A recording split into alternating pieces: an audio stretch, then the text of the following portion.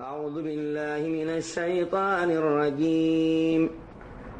فخلف من بعدهم خلف أضاعوا الصلاة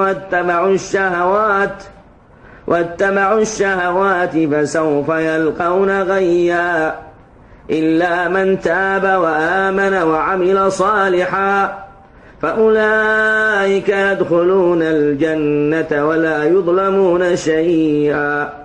جنات عدن التي وعد الرحمن عباده بالغيب إنه كان وعده مأتيا. لا يسمعون فيها لغوا إلا سلاما ولهم رزقهم فيها بكرة وعشيا. تلك الجنة التي نورث من عبادنا من كان تقيا. وما نتنزل إلا بأمر ربك له ما بين أيدينا وما خلفنا وما بين ذلك وما كان ربك نسيا. رب السماوات والأرض وما بينهما فاعبده واصطبر لعبادته هل تعلم له سميا.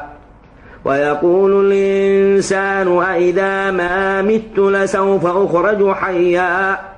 أولا يذكر الإنسان أنا خلقناه من قبل ولم يك شيئا. فوربك لنحشرنهم والشياطين ثم لنحضرنهم حول جهنم جثيا ثم لننزعن من كل شيعة أيهم أشد على الرحمن عتيا ثم لنحن أعلم بالذين هم أولى بها صليا. وإن منكم إلا واردها كان على ربك حتما مقضيا ثم ننجي الذين اتقوا ونذر الظالمين فيها جثيا.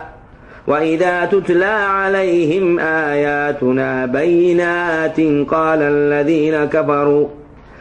الذين كفروا للذين آمنوا أي الفريقين خير مقاما وأحسن نديا.